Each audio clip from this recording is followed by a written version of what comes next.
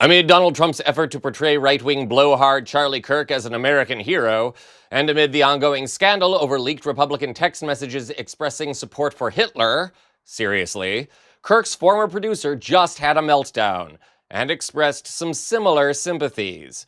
I'm David Reddish. Welcome to Occupy Democrats. In case you missed it, earlier this week, leaked group chats from members of the Young Republicans leaked to the online magazine Politico. In them, the group members expressed racist, anti-Semitic, homophobic, and other hateful viewpoints, including a love of Nazis, Adolf Hitler, and favoring sending political foes to the gas chamber. Seriously. Politico obtained more than 7 months of Telegram chat messages between about a dozen young Republican leaders in New York, Kansas, Arizona, and Vermont. Now, MSNBC has not independently reviewed those messages, but what Politico published today shows the conservatives openly praising Adolf Hitler, making celebratory jokes about gas chambers and slavery and rape. For example, when the chair of Arizona Young Republicans asked if the New Yorkers in the chat were watching an NBA playoff game, New York State Republican Chair Peter Junta responded, "I'd go to the zoo if I wanted to watch monkeys play ball." We should note that when Politico asked for comment, the Arizona Young Republican chair declined. Junta claimed the release of the chat is part of, quote, a highly coordinated year-long character assassination led by an opponent, I think a kind of internecine opponent, a fellow conservative. Out of 28,000 messages obtained, Politico identified 251 bigoted epithets in the chat.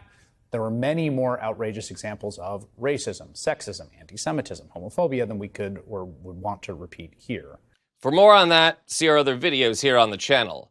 Then yesterday, Vice President and couch enthusiast J.D. Vance appeared on Charlie Kirk's podcast to defend the group chat. By focusing on what kids are saying in a group chat, grow up. I'm sorry, focus on the real issues. Don't focus on what kids say in group chats. But there's another angle to this that I just have to be honest about.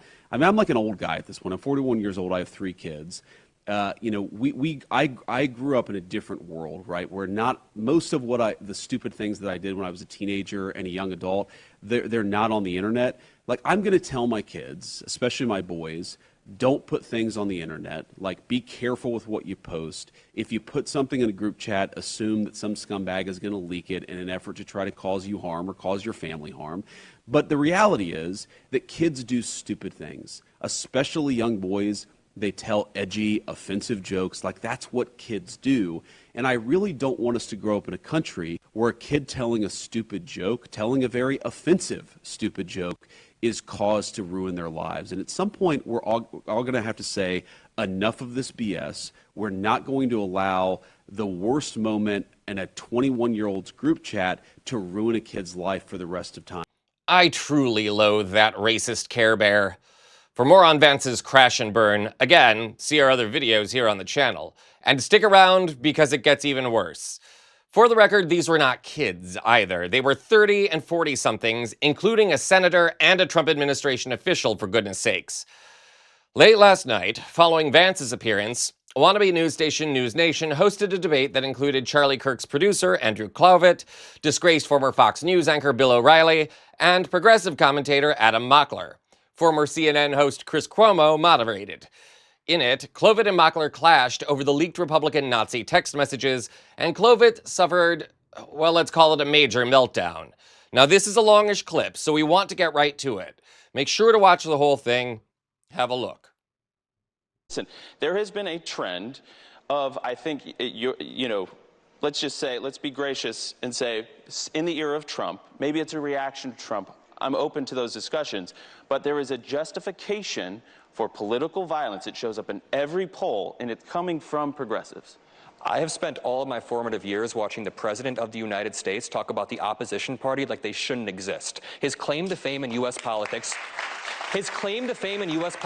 was saying that Obama wasn't born in America. That is how he entered the political stage. He was famous before that, but that was his claim to fame. He was the first presidential candidate to ever chant "lock her up" on a political stage. He tried to coup our government. Well, and I live in this, let me finish. Listen. I live in the city of Chicago. Donald Trump, over the past 2 months, has not only posted an AI video of Obama being arrested, but then after that, he posted an AI image of Chicago being invaded. After that, he sent the National Guard to Chicago. So I've spent my formative years watching the president do this, and just think about this. We saw these Nazi group chats, which I'm sure you condemn, right?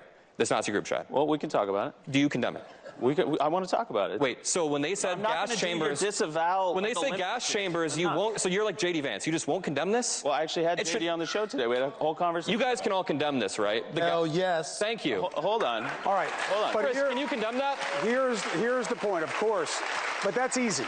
What Not I'm for him. But you know what? This is not constructive, right? Because what the he's trying to constructive make part me- is not, this is what, look, what's happening here, and I know both of you guys, and I want to bring Joe in on this, and I want to get to the audience, but let's just be clear about where the path is forward.